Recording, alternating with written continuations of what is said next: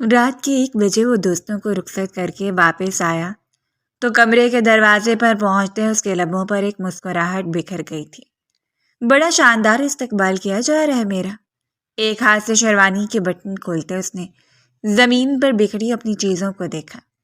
اس کا hand carry, لیپ top اور باقی جو بھی سامان تھا وہ سب کا سب لاوارسوں کی طرح زمین پر پھینکا گیا تھا۔ کمرے کا دروازہ بند تھا۔ اس کا مطلب تھا کہ اس کی نئی نویلی دلہن نے اسے کمرے سے بے دخل کر کے خود کو اندر مقید کر لیا تھا۔ اس نے گہری سانس لے کر خود پر کنٹرول کیا۔ نیند اور تھکاوٹ سے پہلے اس کا برا حال تھا۔ پچھلے 2 دن حویلی میں اس سنکی بڈھے سے لڑتے وہ خود کو بڑا مضبوط ظاہر کر رہا تھا، مگر حقیقت یہ تھی کہ وہ ایک بھرپور نیند لینا چاہ رہا تھا۔ مگر آج کی رات اس نے بند دروازوں کی طرف دیکھا۔ بالکل نہیں، آج رات سونے کی نہیں بلکہ ان حویلی والوں کا غرور توڑنے کی رات ہے۔ اس نے پوری قوت سے دروازے پر دستک دی۔ دروازہ لاک نہیں تھا، اس کے دباؤ سے کھلتا چلا گیا۔ وہ اطمینان سے اندر داخل ہوا۔ جو کچھ وہ سوچ رہا تھا بالکل ویسا ہی تھا۔ بیڈ کے اطراف میں سرخ اور سفید پھولوں کی گھنی لڑیاں لٹک رہی تھیں۔ زمین پر بھی پھولوں کی چادر بچھی تھی۔ کمرے کا فرنیچر آج نیا منگوایا گیا تھا، گو کہ پوری حویلی میں پہلے ہی ڈیکوریشن کی کوئی کمی نہیں تھی، مگر آج نئی دولہا دلہن کے اعزاز میں یہ نیا فرنیچر اور یہ ساری سجاوٹ کی گئی تھی۔ اس تلخ سی مسکراہٹ انس جبار کے لبوں پر پھیل گئی۔ اس نے نگاہ دوڑائی۔ کمرہ خالی تھا، وہ اسے کہیں دکھائی نہیں دی۔ ہاں، البتہ پانی گرنے کی آواز سے اسے اندازہ ہوا کہ وہ واش روم میں ہے۔ اطمینان سے چلتا ہوا وہ ڈریسنگ ٹیبل کے سامنے آ کر کھڑا ہو گیا۔ آئینے میں اس کا 6 فٹ سے نکلتا سراپا واضح ہوا تو اس کی بھوری آنکھوں میں چمک سی پیدا ہوئی تھی۔ وجاہت میں تو میں کسی سے کم نہیں ہوں، مگر پتہ نہیں اس محترمہ کو مجھ سے اتنی نفرت کیوں ہے۔ اس کی بھوری آنکھوں میں چمک نمودار ہوئی تھی۔ تبھی آہٹ ہوئی اور واش روم کا دروازہ کھول کر وہ باہر نکلی تھی۔ اسے دیکھتے انس جبار ایک لمحے کے لیے دم باخود رہ گیا۔ وہ دلہن کے لباس میں گھونگھٹ گرا کر اس کا استقبال کرتی ہوئی نہیں ملے گی، اتنا تو انس کو 100% یقین تھا، مگر وہ سولیے میں سے نظر آئے گی اس کا بھی انس کو کوئی اندازہ نہیں تھا۔ ماڈرن سی گھٹنوں تک آتی نائٹی پہنے اس کا سفید وجود نمایاں ہو رہا تھا۔ اپنے گیلے بالوں کو تولیے میں لپیٹے اس نے چہرے پر کوئی ماسک لگا رکھا تھا۔ انس پر نگاہ پڑتے اس کی سنہری آنکھوں میں نفرت نمودار ہوئی۔ اس نے فوراً اپنا رخ پھیر لیا تھا۔ میں نے آپ کا سارا سامان کمرے کے باہر رکھ دیا ہے، اپنا سامان اٹھائیں اور جس کمرے میں جانا ہے وہاں چلے جائیں، یہاں میں اکیلی رہوں گی۔ ماسک لگا ہونے کے باوجود وہ تلخی سے بولی تھی۔ انس کے لبوں پر ایک مسکراہٹ بکھر گئی۔ جس سولیے میں اس کے سامنے کھڑی تھی بھلا وہ کیسے کمرے سے باہر جا سکتا تھا؟ لیکن آپ کے والد محترم نے تو یہ کمرہ میرے اور آپ کے دونوں کے نام کیا ہے۔ شاید آپ کو اندازہ نہیں کہ آج ہماری شادی کی پہلی رات ہے۔ کچھ دیر پہلے پورے ہوش و حواس میں آپ نے اپنے تمام حقوق میرے نام لکھ دیے ہیں۔ وہ دھیرے دھیرے چلتا اس کے سامنے آ کر کھڑا ہو گیا تھا۔ زمیل ایک جھٹکے سے مڑی۔ دور ہٹو مجھ سے، میرے پاس آنے کی کوشش مت کرنا۔ سب سمجھتی ہوں میں، آپ جیسے مردوں کی چالاکیاں میرے باپ کو بے وقوف بنا سکتی ہیں، آپ اور مجھے نہیں۔ مجھے ہاتھ لگایا نا تو مجھ سے برا کوئی نہیں ہوگا۔ انگلی اٹھا کے اس نے وارننگ دی۔ وہ جتنی بھی بہادر سہی، مگر اس وقت انس جبار کی آنکھوں سے جو جذبے چھلک رہے تھے اسے دیکھ دیکھ کر وہ پچھتا رہی تھی۔ کمرہ اندر سے لاک کرنا چاہیے تھا۔ آخر میں بھول کیسے گئی کہ یہ شخص کتنا ڈھیٹ ہے۔ لب کچلتے اس نے دل میں خود کو کوسا تھا، مگر دیر ہو چکی تھی۔ انس جبار نے اس کی اٹھی ہوئی انگلی کو دیکھا اور پھر ایک جھٹکے سے اس نے زمل کی کلائی تھام کر اسے اپنی طرف کھینچا۔ تم حویلی والی کس بات پر اتنا اتراتے ہو؟ یہ اسٹیٹس، یہ شاندار طرز رہائش، یہ سب کچھ تو میری وجہ سے ہے، کیونکہ ساری پراپرٹی، ساری جائیداد میری ہے، تو پھر تم لوگوں کو کس بات کا غرور ہے؟ وہ سیدھا اس کی آنکھوں میں جھانکتا گہرے لہجے میں پوچھ رہا تھا۔ نگاہیں اس کے مرمری وجود پر پھسل رہی تھی۔ یہ حویلی میری اور میرے ڈیڈ کی ہے۔ اپنی جھوٹی باتوں سے آپ ڈیڈ کو تو بے وقوف بنا سکتے ہیں، پر مجھے نہیں۔ میں نہیں مانتی اس نکاح کو، اسی لیے میرا ہاتھ چھوڑیں اور جائیں یہاں سے۔ وہ ڈرنے والی کب تھی؟ اس کے لو دیتے لہجے اور جذبے چھلکاتی آنکھوں کو نظر انداز کرتی وہ اپنا ہاتھ چھوڑانے کی کوشش کرنے لگی تھی، مگر انس جبار نے اپنی گرفت پہلے سے بھی زیادہ مضبوط کی۔ اگر ایسی بات ہے تو پھر میرے شاندار استقبال کی وجہ؟ اس کے اشارہ زمل کی نائٹی کی طرف تھا۔ وہ لمحے بھر میں سرخ پڑ گئی۔ زیادہ خوش فہمی میں مبتلا ہونے کی ضرورت نہیں ہے، میں اسی طرح سوتی ہوں۔ وہ خود کو چھڑانے کی کوشش کر رہی تھی۔ اسی کوشش میں اس کے سر پر بندھا تولیہ کھل کر نیچے جا گرا۔ لمبے گیلے بال اس کی شانوں پر بکھر گئے۔ انس کے لیے اپنے دل کو سنبھالنا مشکل ہو گیا۔ ہر روز اسی طرح سوتی ہوں، لیکن آج یہ اسپیشل میرے لیے ہے نا۔ اس نے اپنی گرفت میں مچلتی زمل کو تھوڑی کو ہلکا سا اوپر اٹھایا تھا۔ وہ بری طرح سے جھنجھلائی۔ میں نے کہا تھا دور ہٹے، کیا تماشا لگا رکھا ہے آپ نے؟ اپنا سامان اٹھائیں اور کسی اور کمرے میں جا کر اسٹے کر لیں، یا صرف میں ہی رہوں گی بس۔ زمل نے پوری قوت سے اسے پیچھے کی سمت دھکیلا تھا۔ انس کی گرفت کمزور پڑی اور وہ گہری سانس لیتا پیچھے ہٹ گیا تھا۔ زمل کے ری ایکشن یہی ہوگا، اسے پتا تھا۔ آپ کے ساتھ نکاح میں نے مجبوری میں کیا ہے، کیونکہ ڈیڈ بہت پریشان تھے، ان کو پریشان کرنے والے آپ ہیں۔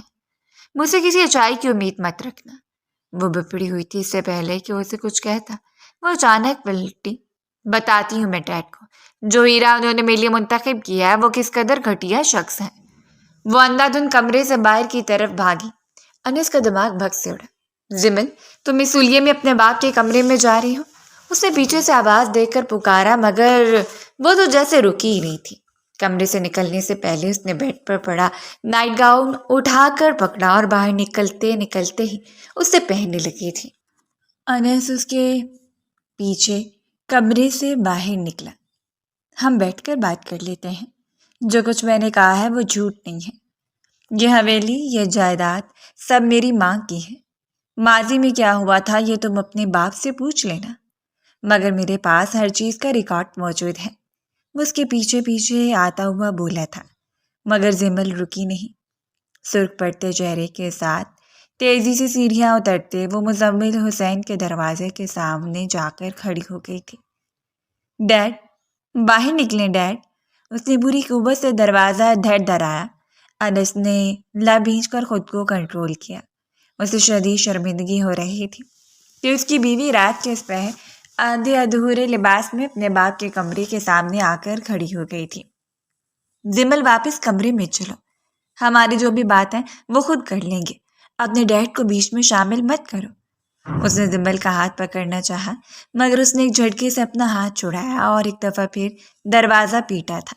اب کی بار دروازہ کھل گیا۔ نائٹ ڈریس میں ملبوس مزمل حسین نے کمرے کے باہر کھڑی زمل کو دیکھا تو بے اختیار ان کے چہرے پر پریشانی نمودار ہوئی تھی۔ ڈیڈ، کیوں کیا آپ نے میرے ساتھ یہ سب کچھ؟ میں نے آپ سے کہا تھا میں یہ نکاح نہیں کرنا چاہتی، تو پھر زبردستی آپ نے کیوں شخص کو میرے سر پر تھوپا ہے؟ کون ہے یہ؟ کہاں سے آیا ہے؟ میں تو اس کے بارے میں کچھ جانتی بھی نہیں ہوں۔ وہ یکدم پھٹ پڑی تھی۔ انس نے گہری سانس لے کر دونوں بازو سینے پر لپیٹے۔ سامنے کھڑے شخص سے وہ شدید نفرت کرتا تھا، مگر فی الحال اس کے سامنے کھڑا ہونے پر مجبور تھا۔ کیا کہا ہے تم نے میری بیٹی کو؟ میرا اتنا احسان کیا تم پر کم ہے کیا؟ تم جیسے خالی ہاتھ شخص کو اپنی بیٹی کا ہاتھ دے دیا ہے، اور تم ہو کہ رات کے اس پہر سے پریشان کر رہے ہو۔ آخر تم چاہتے کیا ہو؟ مزمل حسین کا اپنے بال نوچ لینے کا دل چاہا۔ انس نے اطمینان بھرے انداز میں ان کی آنکھوں میں جھانکا۔ میں نے کچھ نہیں کیا، میں تو یہاں سیدھا اپنا حق لینے آیا تھا، اپنی ماں کی جائیداد جو میرے نام پر منتقل ہو چکی ہے، لیکن آپ وہ جائیداد میرے حوالے کرنا نہیں چاہتے۔ یہ ڈیل آپ نے ہی تو میرے ساتھ کی ہے کہ جائیداد کے بدلے آپ اپنی بیٹی کا نکاح مجھ سے کریں گے۔ آپ کو اپنی جائیداد پیاری تھی، اسی لیے آپ نے اپنی بیٹی کا ہاتھ میرے ہاتھ میں تھما دیا ہے نا؟ وہ مطمئن تھا جیسے اسے کسی بات کا ڈر ہی نہ ہو۔ مزمل حسین کا دل چاہا وہ شخص کو شوٹ کرتے جس نے پچھلے 2 دن سے ان کو تگنی کا ناچ نچا رکھا تھا اور اب ان کی اکلوتی بیٹی کا شوہر بن کر کھڑا تھا۔ اینی ویز، اگر زمل کو میرے سے نکاح پر اعتراض ہے تو میں اسے طلاق دیتا ہوں۔ آپ میری جائیداد کے تمام پیپرز میرے حوالے کر دیں، ورنہ میں کورٹ کے ذریعے ہر چیز حاصل کر لوں گا۔ وہ 2 ٹوک انداز میں بولا تھا۔ مزمل حسین نے فوراً اپنا ہاتھ اٹھایا۔ خاموش ہو جاؤ، جاؤ زمل، کمرے میں جاؤ، اپنی اور رات کے اس پہر دوبارہ مجھے پریشان مت کرنا۔ انہوں نے دروازہ بند کر لیا۔ زمل ہکا بکا کھڑی رہ گئی۔ کس قدر گھٹیا انسان ہو تم، وہ تل ملا کر اس کے سمت مڑی تھی۔ انس نے کندھے اچکا دیے۔ اسی حلیے میں تم اپنے ڈیڈ کے سامنے کھڑی ہو اور گھٹیا انسان میں ہوں۔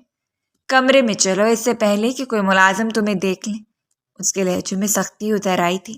اس نے زمل کی کلائی پکڑی جسے اس نے چھڑانا چاہا، مگر انس کی گرفت مضبوط تھی۔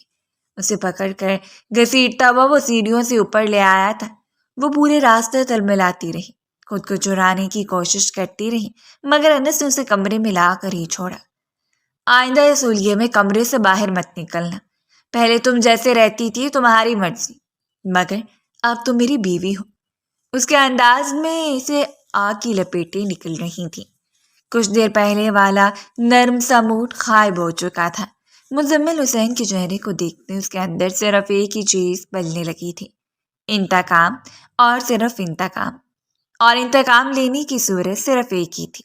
اس نے شیروانی اتار کر صوفے پر پھینکی اور سامنے کھڑی زمل کو دیکھا جس کی رنگت زرد پڑی تھی۔ ہاتھ مت لگانا مجھے، کوئی رشتہ نہیں ہے میرا اور تمہارا۔ اس کو قریب آتے دیکھ کر وہ گھبرا کر بولی تھی، مگر انس نے جیسے اس کی بات سنی ہی نہیں۔ ایک دم اس کو اپنی گرفت میں لیتے اس نے بیڈ پر دھکیلا تھا۔ نفرت ہے مجھے تم سے۔ خود کو چھڑانے کی کوشش کرتے وہ سسک کر بولے، مگر انس کو جیسے کوئی فرق ہی نہیں پڑ رہا تھا۔ اس کے گیلے بالوں کو مٹھی میں جگڑتے ہوئے انس نے اس کے وجود سے سارے بدلے لینے کا فیصلہ کر لیا تھا، اور تبھی وہ چونکا۔ بیڈ پر دھڑا اس کا موبائل گنگنانے لگا تھا۔ انس نے ذرا کی طرح نگاہ اٹھا کر موبائل کو دیکھا۔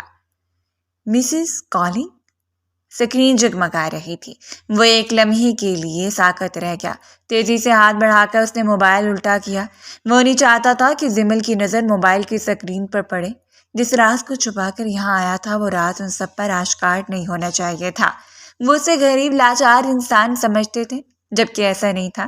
وہ شہر کا معروف بزنس مین تھا جس نے آج تک اپنی پہچان میڈیا، پریس، ہر چیز سے چھپا کر رکھی تھی، صرف آج کے اس دن کے لیے ہی جب وہ اپنے ماموں سے بدلہ لینے کے لیے یہاں آئے گا۔ آج وہ کامیاب ہو گیا تھا۔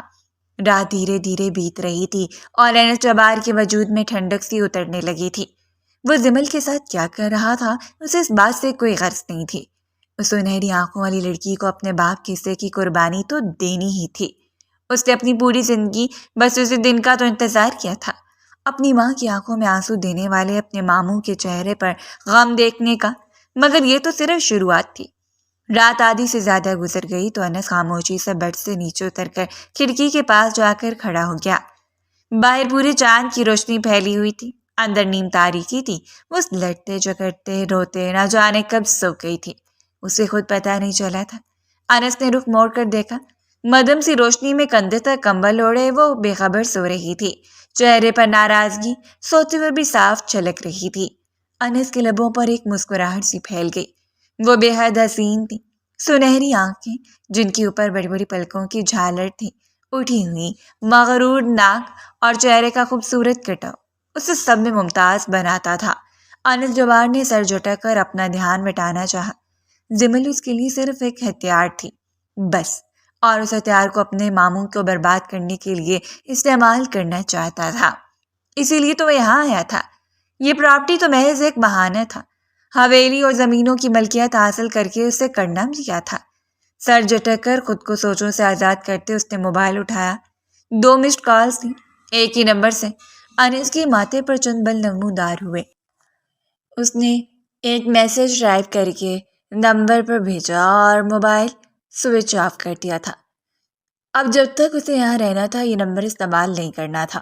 وہ نہیں چاہتا تھا زمل کو اس کی اصلیت پتہ چلے۔ باقی کی رات وہ ذہن میں تانے بانے ہی بنتا رہا۔ صبح کے قریب اس کی آنکھ لگی، اسی لیے جب وہ جاگا تو کھلی کھڑکی سے روشنی سیدھا اس کی آنکھوں پر پڑ رہی تھی۔ بیزار انداز میں اس نے اٹھ کے دیکھا، کمرے میں زمل موجود نہیں تھی، اور جاتے جاتے وہ ساری کھڑکی کھول کر پردے ہٹا کر گئی تھی۔ یہی وجہ تھی کہ صرف 8 بجے کمرہ روشنی سے بھر گیا تھا۔ جھنجھلا کر وہ اٹھ کھڑا ہوا۔ اب نیند ٹوٹ گئی تھی تو دوبارہ سونے کا تو کوئی سوال ہی نہیں تھا۔ نہا کر کپڑے چینج کر کے وہ نیچے چلا آیا۔ جہاں ڈائننگ ٹیبل پر وہ نقصد سے تیار یونیورسٹی جانے کے لیے پر تول رہی تھی۔ کہاں جا رہی ہو؟ تم جانتے بوجھتے بھی؟ انس نے سوال کیا۔ زمل نے ذرا کی ذرا نظر اٹھا کر اسے دیکھا مگر کوئی جواب نہیں دیا۔ انس کے لبوں پر مسکراہٹ بکھر گئی۔ آخر کتنا غرور تھا اس لڑکی میں جو ٹوٹتا ہی نہیں تھا۔ اس نے نظر بھر کے زمل کا جائزہ لیا۔ لمبی سی زرد رنگ کی فراک میں وہ سرسوں کا پھول لگ رہی تھی۔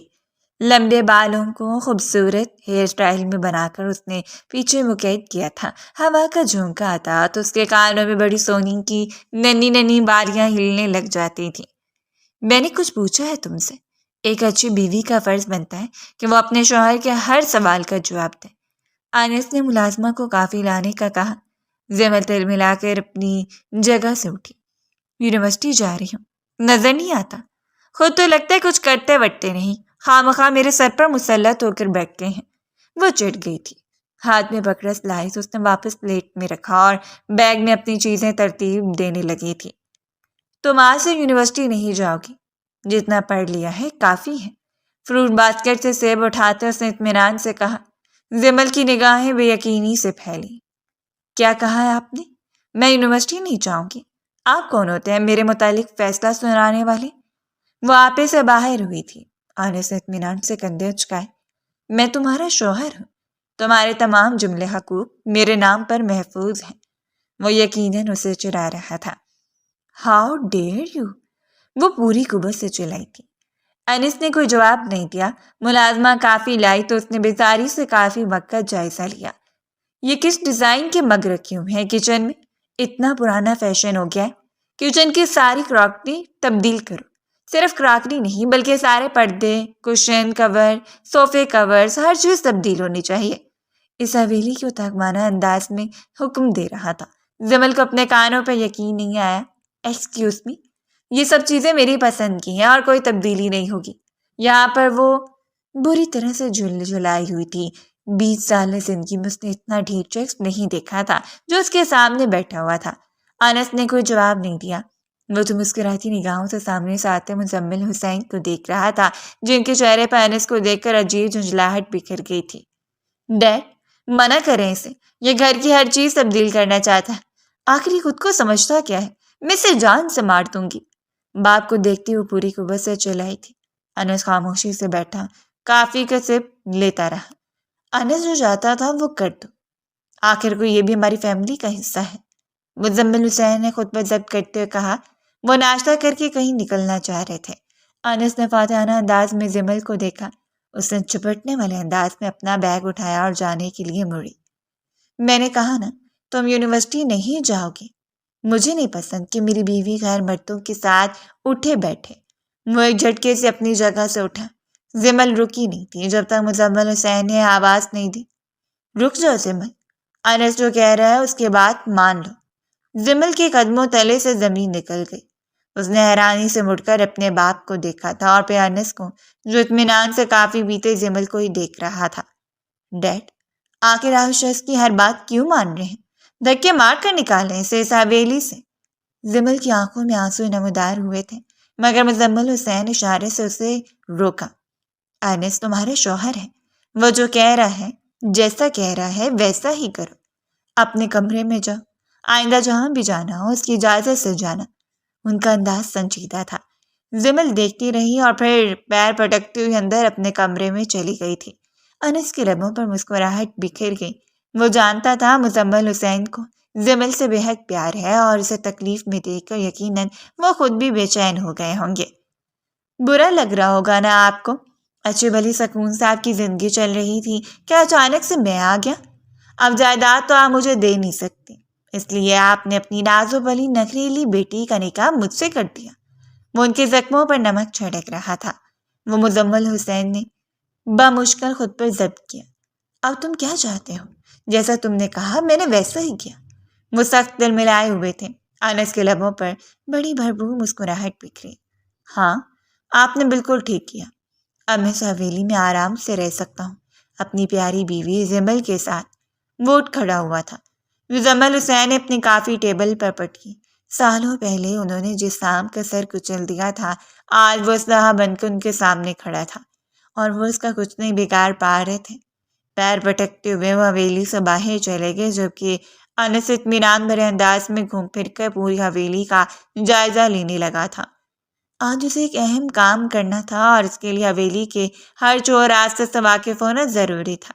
دن بھر میں اس نے حویلی کے ہر دروازے، ہر کھڑکی کو چیک کر لیا تھا اور وہ جی بھر کر مطمئن ہو گیا تھا۔ موبائل نکال کر اس نے اپنا نمبر آن کیا اور مخصوص نمبر ڈائل کیا۔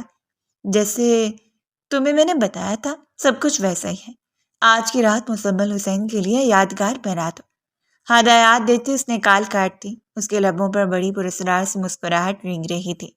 حویلی میں کام کرنے والے ملازمین کی تعداد، ان کے باہر آنے جانے کے اوقات، ہر چیز وہ ذہن نشین کر چکا تھا۔ اب اسے صرف رات کا انتظار تھا۔ کھانا بھی اس نے اپنی مرضی کا ہی پکوایا۔ اندر کمرے میں جمل چلتی کٹتی رہی، مگر فی الحال وہ اوپر نہیں جانا چاہتا تھا۔ فرید کو آج رات کی ہدایات دے کر اس نے فون بند کر ہی دیا تھا۔ یہ ایک دفعہ پھر اس کا فون بجنے لگا اور اسکرین پہ نگاہ ڈالتے ہی انس کی مسکراہٹ سمٹی۔ مسز کالنگ لکھا چاہ رہا تھا۔ اس نے فون ریسیو کر کے کان سے لگایا۔ میں نے کہا بھی تھا کچھ ٹائم تک مجھے کال یا میسج مت کرنا، اگلے کچھ ہفتوں تک میں مصروف ہوں۔ جب وہ بولا تو اس کا لہجہ بے حد روکھا تھا۔ کچھ دیر تک وہ فون پر بات کرتا رہا اور پھر فون کاٹ کر اس نے پھر سے سوئچ آف کر دیا۔ شام کے 7 بج رہے تھے۔ مزمل حسین کی واپسی کا وقت ہوا چاہتا تھا۔ اطمینان سے سیڑھیاں چڑھتا وہ اپنے کمرے میں چلا آیا، جہاں وہ بیڈ پر بیٹھی کوئی کتاب پڑھنے میں مگن تھی۔ اسے دیکھتے ہی زمل نے پورا چہرہ دوسری طرف کر لیا۔ اس پوری حویلی میں آپ کو کوئی اور کمرہ نہیں ملا تشریف لے جانے کے لیے، جو آپ میرے ہی سر پہ مسلط رہنا چاہتے ہیں؟ اس کی آواز بھیگی ہوئی تھی، جیسے وہ کافی دیر تک روتی رہی ہو۔ انس کو عجیب سا محسوس ہوا۔ یقیناً وہ اسی کی وجہ سے روتی رہی تھی۔ اب میں نے تم سے نکاح کیا ہے تو تمہارے کمرے میں ہی رہوں گا نا، نہ کسی اور کمرے میں کیوں ٹھہروں؟ بیڈ پر اطمینان سے اس کے برابر بیٹھتے وہ بے تکلف انداز میں بولا تھا۔ زمل نے خواب جانے والی نگاہوں سے اسے دیکھا۔ جائیداد ہتھیانے کا اتنا شوق ہے آپ کو تو جا کر کوئی کام کاج بھی کر لیں۔ صبح سے حویلی کے اندر وہ منڈائے رہے۔ اس کا لہجہ شکایت بھرا تھا۔ انس کے لبوں سے بےساختہ کہکا پھوٹا۔ کچھ دن تو ریسٹ کرنے دو یار، اور ویسے بھی مجھے زیادہ کام کاج کی عادت نہیں ہے۔ کام سسر صاحب کریں گے، میں تو صرف آرام کروں گا، اور جو تم حکم کہو گے اس حکم کو پورا کروں گا۔ اس نے ہلکا سا سر کو خم دیا۔ زمل سر سے لے کر پیر تک سلگ کر رہ گئی۔ انس مسکرا رہا تھا۔ اب اسے کیا بتاتا کہ صبح سے لے کر اب تک وہ نہ جانے کتنی میٹنگز کینسل کر چکا تھا، کتنے ای میلز کا جواب دے چکا تھا۔ جب تک وہ یہاں تھا اپنے کاروبار کو وہ اپنے قریبی لوگوں کے آسرے پر چھوڑ کر آ گیا تھا، اور یہاں اسے ایک نکما شخص بن کر رہنا تھا۔ جہنم میں جائیں آپ۔ وہ کتاب میز پر پٹک کر وہ کروٹ بدل کر لیٹ گئی۔ ٹرے میں کھانا رکھا ہوا تھا، شاید ملازموں سے کھانا کمرے میں ہی دے گئی تھی۔ گہری سانس لیتے وہ اٹھ کھڑا ہوا۔ ٹرے میں موجود ہر چیز سے چند لقمے لینے کے بعد وہ بےتابی سے رات کا انتظار کرنے لگا تھا۔ یہ شہر نہیں گاؤں تھا، اس لیے رات یہاں جلدی پر پھیلا لیتی تھی۔ رفتہ رفتہ حویلی کی رونقیں مندھم پڑنے لگی۔ مزمل حسین کی آوازیں سنائی دیں تو اس کو اطمینان ہوا۔ وہ واپس آ گیا تھا۔ ریڈی رہنا، 12 بجے سے پہلے کام ہو جانا چاہیے۔ اس نے فرید کو میسج کیا اور وہ زمل کے برابر آ کر لیٹ گیا تھا۔ وہ گہری نیند سو رہی تھی، اپنے خیالوں میں گم۔ انس نے رخ موڑ کر دیکھا۔ نیند میں ہی زمل نے کروٹ لی تھی اور اب اس کا چہرہ انس کے سامنے تھا۔ وہ بے اختیار اسے دیکھتا رہ گیا۔ آج اس نے کل کی طرح نائٹی نہیں پہنی تھی، بلکہ اسے صبح والی زد فراق میں ملبوس تھی۔ لمبے بال تکیے پر بکھرے ہوئے تھے، گھنی پلکیں دھیرے دھیرے لرز رہی تھیں۔ کیا ضروری تھا کہ تم مزمل حسین کی ہی بیٹی ہوتی؟ انس نے دھیمی سے سرگوشی کی تھی۔ ہاتھ بڑھا کے اس میں زمل کے چہرے پر بال ہٹائے۔ وہ نیند میں ہلکا سا کچھ مسائی تھی۔ انس کے دل کو کچھ ہوا۔ بے اختیار وہ اپنی جگہ سے اٹھا۔ کیا ہو گیا مجھے؟ میں یہاں پر صرف انتقام لینے کے لیے آیا ہوں، اور انتقام کے بیچ میں دل کا کوئی کام نہیں ہوتا۔ اس نے خود کو جھڑکا اور اٹھ کھڑا ہوا تھا، مگر نظر تھی کہ بار بار بھٹک کر زمل کے بے خبر وجود پر جا پڑتی تھی۔ انس کو اپنے آپ پر پچھتاوا سا ہونے لگا۔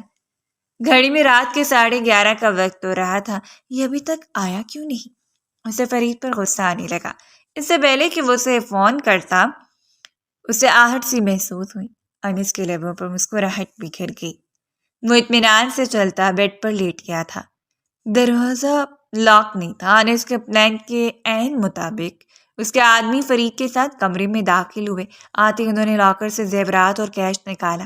اس دوران انہوں نے جان بوجھ کر اتنی آہٹ پیدا کر دی تھی کہ بے خبر سوئی زمل چونک کر جاگ گئی۔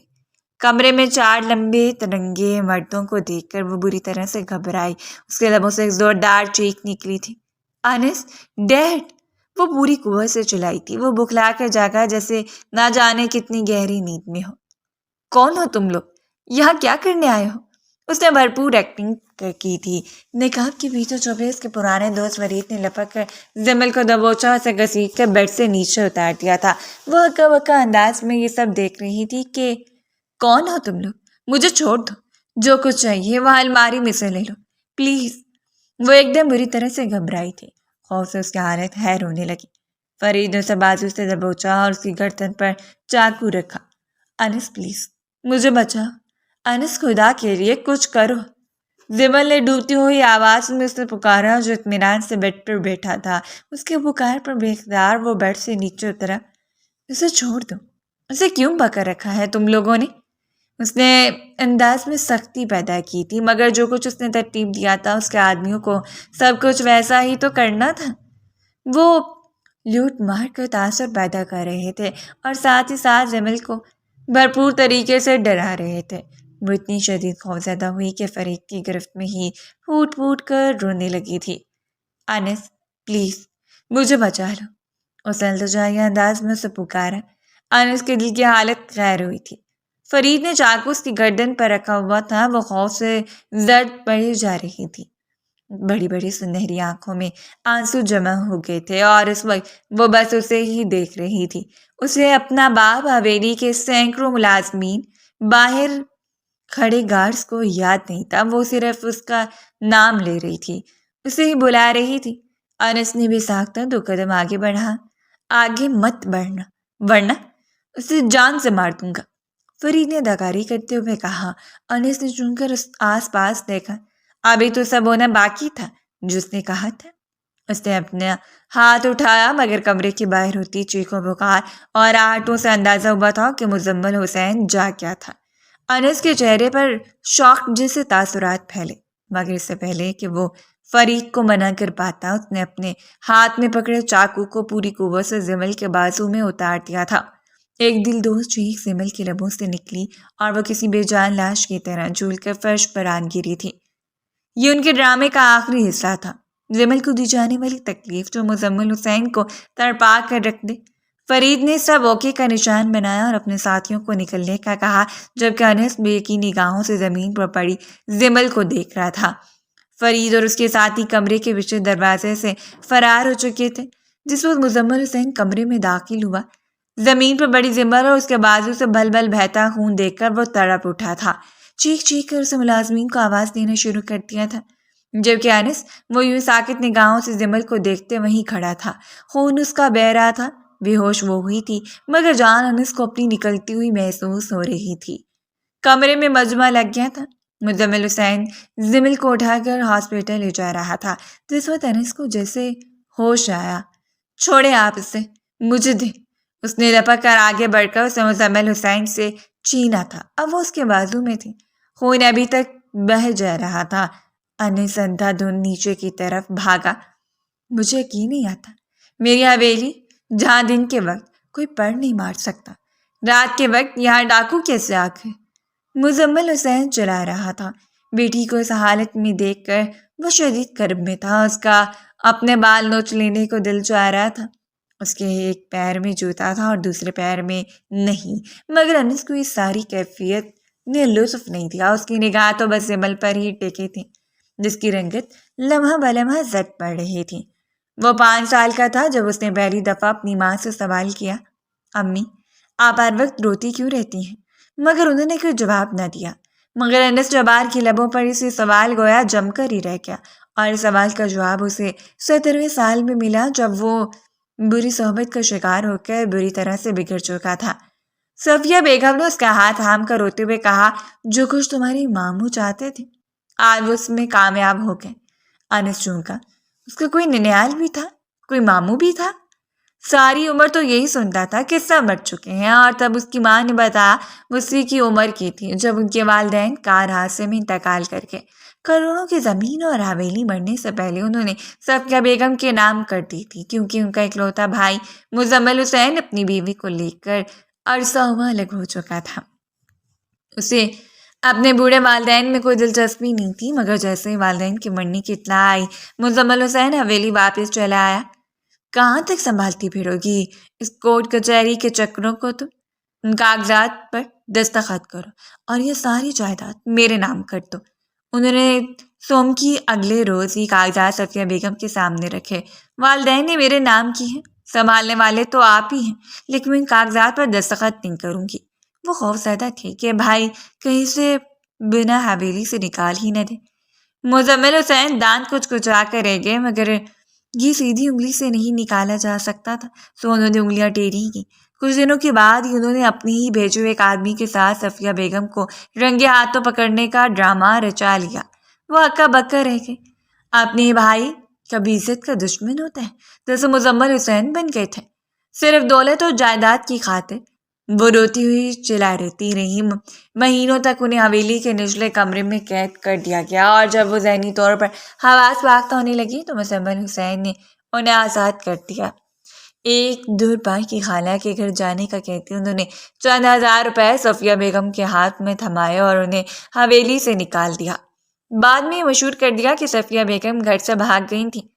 یہ سب کچھ انہوں نے جائیداد کی لالچ میں کیا۔ جائیداد تو انہیں مل گئی، مگر جوان بہن زمین زمانے کی ٹھوکریں کھاتی ہوئی نہ جانے کہاں کہاں بھٹکتی رہی۔ صفیہ بیگم کی قسمت اچھی تھی کہ حویلی سے نکلتے انہوں نے جس گھر میں ملازمت کی وہاں کی مالکن نے انہیں اپنے بیٹے کے لیے پسند کر لیا۔ لمبے قد اور خوبصورت نقوش والی صفیہ رب کا شکر ادا نہیں کرتے تھکتی تھیں۔ جبار علی کے ساتھ ان کی دوسری شادی تھی۔ جبار علی کی پہلی بیوی مر چکی تھی اور ان کی کوئی اولاد نہیں تھی۔ یہی وجہ تھی کہ انہوں نے گھر کی ملازمہ سے شادی کی۔ صفیہ بیگم کو انہوں نے ہمیشہ عزت و محبت دونوں دی تھی، مگر وہ تو بھائی کے دیے ہوئے زخموں سے چور ہمیشہ روتی ہی رہتی تھی۔ انس پیدا ہوا تو خون کا اثر تھا یا کیا کہ بڑے ہوتے ہوئے بھی وہ آوارہ دوستوں میں اٹھنے بیٹھنے لگا، اور ایک روز انہی کے ساتھ ڈاکہ ڈالنے کی کوشش میں پکڑا بھی گیا۔ جبار علی تو عرصہ وہ انتقال کر چکے تھے۔ صفیہ بیگم اس کے سامنے پھوٹ پھوٹ کر روتی رہی۔ ماں کی کہانی جاننے کے بعد انس کو جواب تو مل گئے، مگر وہ اندر ہی اندر اپنے آپ سے نفرت کرنے لگا تھا۔ وہ بھی تو ماں کو تکلیف دینے والا ہی بن رہا تھا۔ وہ انٹر تک تعلیم حاصل کر چکا تھا، اسی دوران اس نے باہر جانے کے لیے کوششیں شروع کر دی۔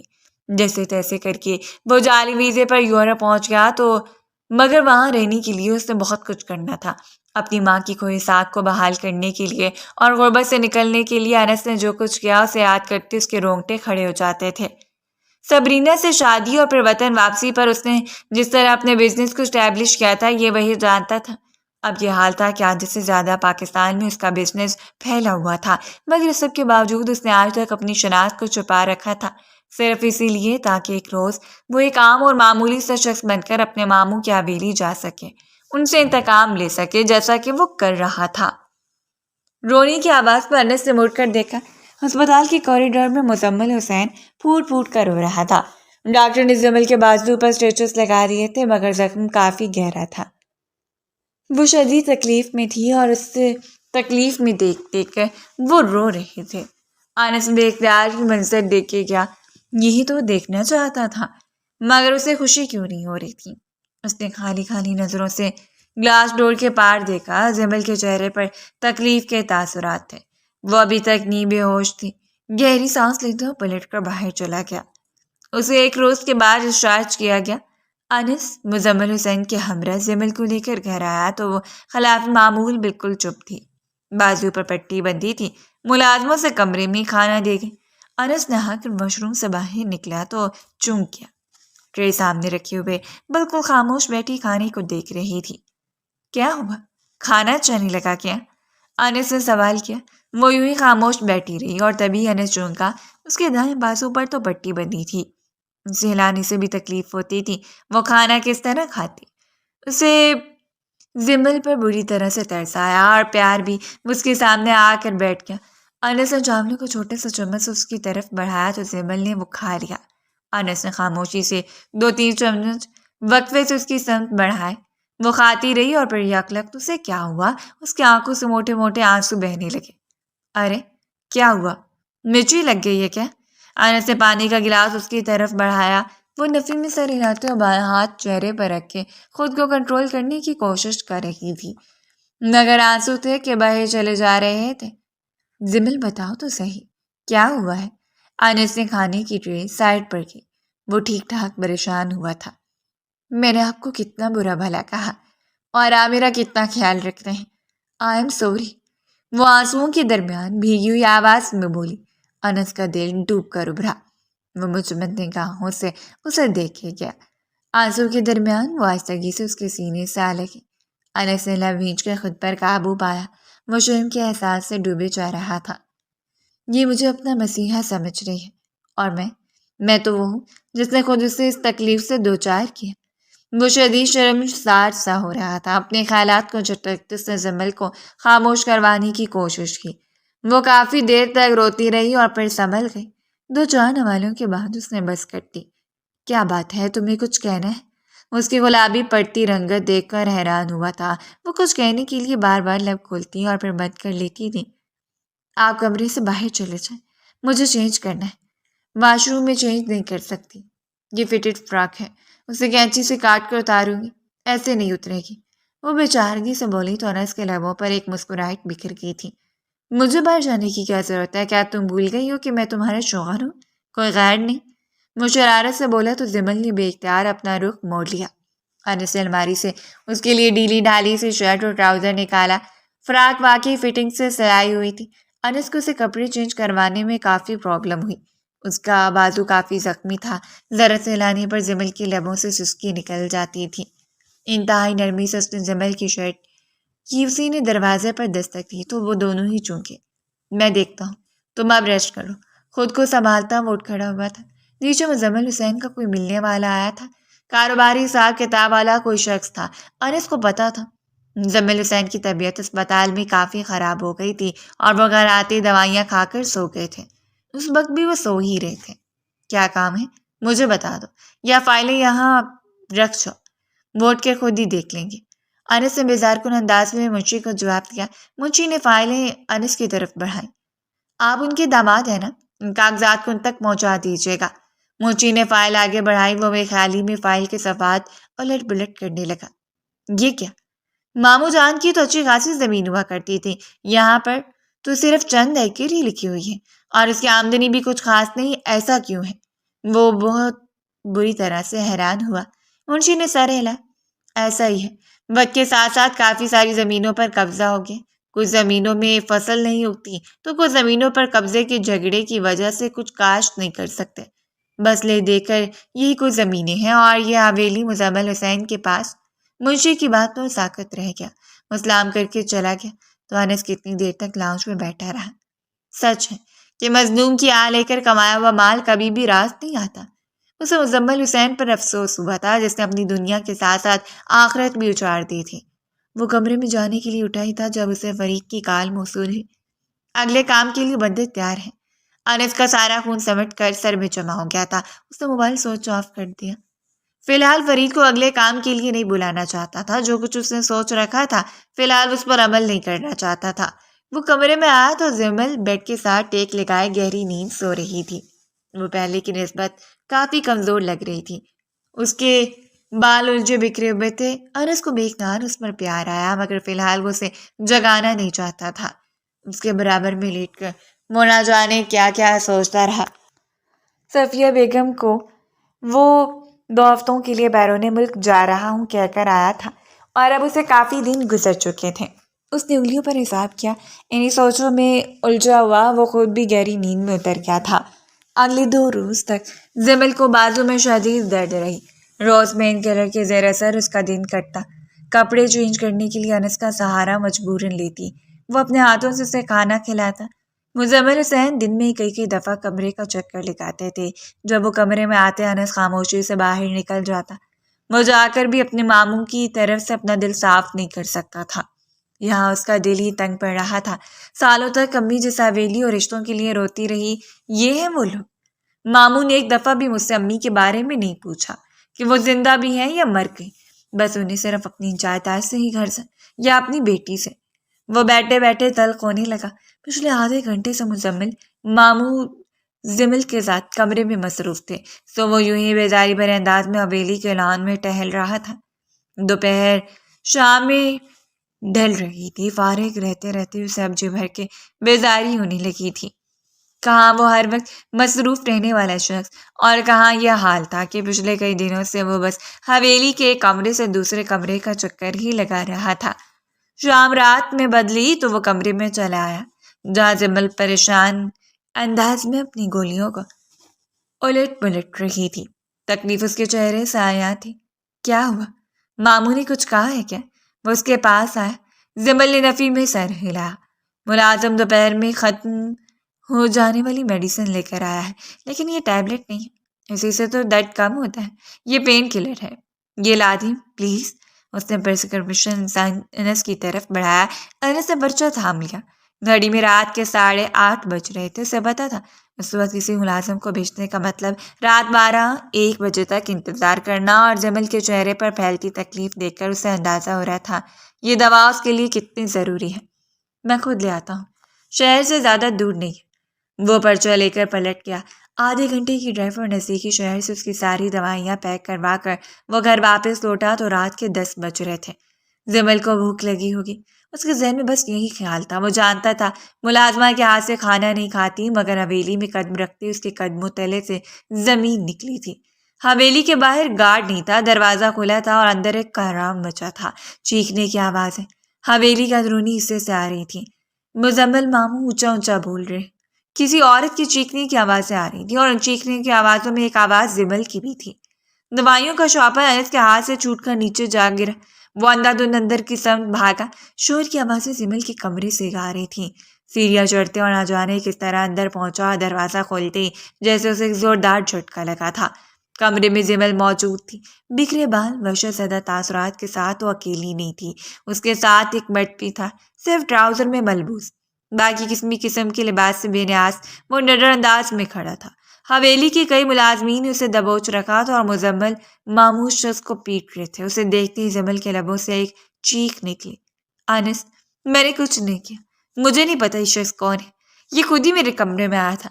ڈیڈ، آپ تو میرا یقین کریں، وہ آنسو کے درمیان چلا کر بولی تھی۔ ایک ملازمہ جواباً چلانے لگی، میں نے خود اس آدمی کو بیوی کے ساتھ کمرے میں دیکھا ہے صاحب، میں جھوٹ نہیں کہہ رہی۔ انس کا دل ڈوب کر ابھرا۔ یہ منظر نیا نہیں تھا، یہ اس کا پلان کیا گیا منظر تھا۔ سامنے کھڑا شخص سے بے نیاز وجود والا شخص جو اطمینان سے پٹ رہا تھا، وہ فرید کا آدمی تھا۔ انس کے ذہن میں ایک جھماکہ سا ہوا۔ اس نے آج صبح سے اپنا موبائل نہیں دیکھا تھا۔ فرید نے 2 روز پہلے ہی تو اسے کہا تھا کہ اپنے آدمی تیار کر چکا ہے۔ یہاں آنے سے پہلے انس نے اسے ہدایت کی تھی کہ وہ جواب دے یا نہ دے، وقت پر کام ہو جانا چاہیے۔ فرید نے اپنا کام کر دیا تھا، یہی تو طے تھا۔ وہ مزمل حسین کی بیٹی سے شادی کرے گا، اسے چوٹ پہنچائے گا، مزمل حسین کو تکلیف دے گا، اور آخر میں اپنی بھیجے ہوئے ایک آدمی کے ساتھ مزمل حسین کی بیٹی کو رنگے ہاتھوں پکڑے گا، اسے بدنام کرے گا۔ مزمل حسین کا سر نیچا ہوگا اور وہ بھی بڑے مجمع میں اس کی بیٹی کو طلاق دے کر وہاں سے نکل جائے گا۔ وہ ذلت جو مزمل حسین نے اس کی ماں کو دی تھی، وہی ذلت اس کی بیٹی کو لوٹا دے گا۔ یہی بدلے کا طریقہ تو اس نے طے کیا تھا۔ انس نے لڑکھڑا کر دروازے کو تھاما۔ اس نے اپنے ہاتھوں سے اپنی بیوی کی عزت چوراہے میں رکھ دی تھی۔ وہ پٹی پٹی نگاہوں سے اسے دیکھتی، گھٹنوں کے بل زمین پر گری تھی۔ میں نے کچھ نہیں کیا ڈیڈ، میں تو شخص کو جانتی بھی نہیں ہوں۔ جمل کا جملہ اس کے لبوں میں ہی دم توڑ گیا تھا۔ وہ یکدم پھوٹ پھوٹ کر رونے لگی۔ جھوٹ بول رہی ہے یہ، اس نے خود بلایا، مجھے چکر چلایا ہے میرے ساتھ، اس کی پرانی یاری ہے۔ فرید کے ساتھی نے طے شدہ مکالمے ادا کیے۔ انس کو اپنا سارا خون سمٹ کر سر میں جمع ہوتا ہوا محسوس ہوا۔ وہ قدم قدم چلتا اس شخص کے سامنے آیا اور پھر اس نے پوری قوت سے دائیں ہاتھ کا مکہ بنا کر اس کے منہ پہ دے مارا۔ وہ اچھل کر پیچھے جا گرا، مگر صرف وہ اکیلا نہیں گرا تھا، اس کے ساتھ مزمل حسین بھی زمین پر گر پڑا تھا۔ ایک ہاتھ اپنے دوسرے بازو کو تھامے اس کے حلق سے عجیب و غریب آوازیں نکل رہی تھیں۔ گارڈز کو بلاؤ، ان کو ہاسپٹل پہنچاؤ، اس نے چلا کر کہا۔ ملازمین الٹے قدموں کمرے سے بھاگے۔ جمل کی سسکیاں بڑھتے وجود میں کوئی جنبش نہیں ہوئی تھی۔ وہ اندھے منہ فرش پر گری رو رہی تھی۔ انس نے تیزی سے اسے کندھوں سے تھام کر سیدھا کیا۔ اس کا چہرہ آنسوؤں سے تربتر ہو رہا تھا۔ میرا یقین کرے، میں نے کچھ نہیں کیا، میں اس شخص کو نہیں جانتی۔ وہ روتے روتے مسلسل ایک ہی جملہ دہرا رہی تھی۔ انس نے آہستگی سے اس کی آنکھوں کو صاف کیا۔ الفاظ اس کے لبوں سے نکلنے سے قاصر تھے۔ وہ شرمندگی کے سمندر میں ڈوبا جا رہا تھا۔ ملازمین مزمل حسین کو اٹھا رہے تھے اور تبھی انس نے رخ موڑ کر دیکھا۔ فرید کا ساتھی اٹھ کھڑا ہوا تھا۔ دائیں اور سے بہتے خون کو صاف کرتے اس نے انس کی طرف شکایتی انداز میں دیکھا۔ کیا صاحب، فرید بھائی نے تو یہی سب کچھ کرنے کو بولا تھا، آپ نے تو حکم دیا تھا ان کو یہ سب کرنے کے لیے، بدلہ جو لینا تھا آپ نے اپنے ماموں سے۔ میں نے تو یہ سب پیسوں کے لیے کیا، آپ نے خواہ مخواہ میرا جبڑا توڑ دیا۔ اب یہ گارڈ لوگوں کو سمجھائیں کہ مجھے یہاں سے نکلنے دیں، خواہ مخواہ مجھے پولیس میں نہ پکڑوائیں۔ مجھے تو پہلے ہی کام خطرناک لگ رہا تھا۔ وہ گال پر ہاتھ رکھے اونچا اونچا بول رہا تھا اور اس کی نگاہوں میں سارا خون سمٹ کر جمع ہوا۔ وہیں جمل کے بہتے آنسو تھمے تھے۔ کیا مطلب، تمہارا ساتھی؟ یہ شخص آپ کو جانتا ہے، آپ نے بلایا تھا اسے؟ وہ لڑکھڑاتے قدموں کے ساتھ اٹھ کھڑی ہوئی۔ انس بے بسی سے بالوں میں ہاتھ پھیرا۔ ایسا کچھ نہیں ہے، میں تمہیں سب سمجھاتا ہوں۔ جمل تم جاؤ یہاں سے۔ اس نے ہاتھ اٹھا کر اس شخص کو اشارہ کیا۔ وہ سر جھٹکتا پلٹ گیا۔ جمل پھٹی پھٹی نگاہوں سے کبھی اس شخص کو باہر جاتا اور کبھی انس کو دیکھ رہی تھی، جو سمجھ نہیں پا رہا تھا کہ اس سارے معاملے کو ہینڈل کس طرح کرے۔ دیکھو جمل، میری بات سنو۔ اسے جمل کو کندھوں سے تھامنا چاہا مگر لڑکھڑا کر 2 قدم پیچھے ہٹی تھی۔ اس نے کہا کہ آپ نے سارا پلان ترتیب دیا تھا بدلہ لینے کے لیے، یہ سب تو کیا تھا ڈیڈ نے آپ کی امی کے ساتھ، ہے نا؟ میں نے سنا ہے خاندان والوں کے منہ سے سب کچھ آپ میرے ساتھ کرنا چاہتے تھے نا، بدلہ لینے کے لیے آئے تھے نا آپ یہاں؟ جواب دے مجھے، یہی سچ ہے نا؟ وہ اس کا کالر چکرے پوچھ رہی تھی۔ آنسو لگاتار اس کی آنکھوں سے بہہ جا رہے تھے۔ انس نے بیچ کر اسے دیکھا۔ جو کچھ وہ کہہ رہی تھی وہ حرف بحرف سچ تھا، تو پھر وہ انکار کیسے کرتا؟ ہاں یہ سچ ہے، میں یہاں بدلہ لینے کے لیے آیا اور یہ آدمی میرا ہی پلانٹڈ تھا۔ انس کے منہ سے شرمندگی میں ڈوبے الفاظ نکلے اور جمل کے ہاتھوں سے اس کا کالر چھوٹ گیا تھا۔ وہ بے یقین نگاہوں سے اسے دیکھتی رہی۔ میری بات کی یقین کرو جمل، میں تمہیں سب بتاتا ہوں۔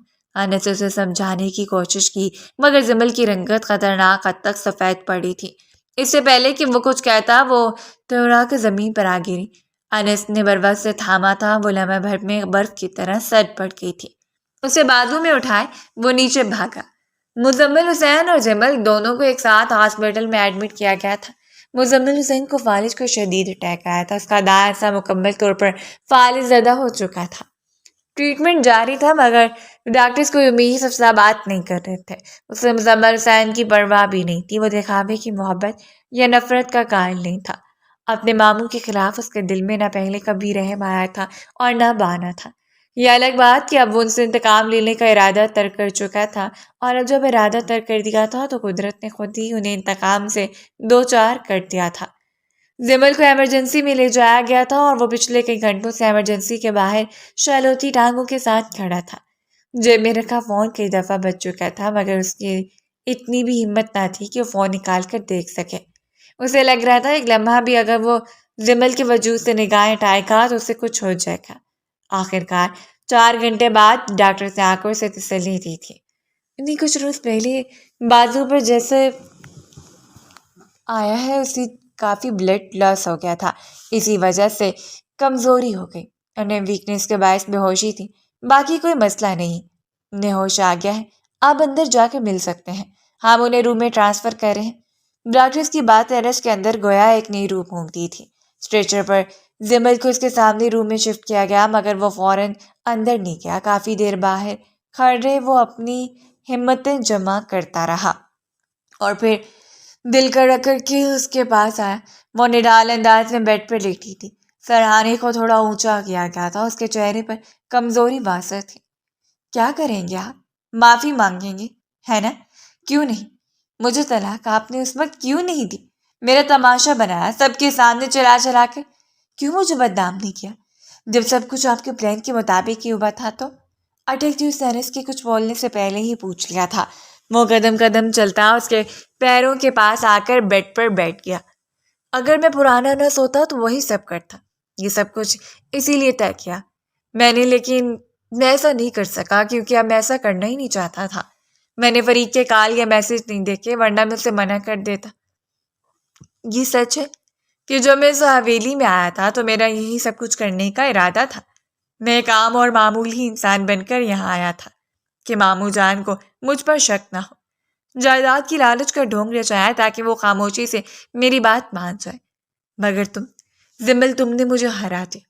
میں جو سالوں تک اس انتقام کی پلاننگ کرتا رہا، وہ انتقام میرے لیے بے معنی ہو گیا۔ اور پتہ میرے لیے کیا چیز معنی رکھنے لگی؟ اس نے پوچھا۔ زمل نے بامشکل اپنی پلکیں اٹھائیں۔ تم میرے لیے معنی رکھتی ہو زمل؟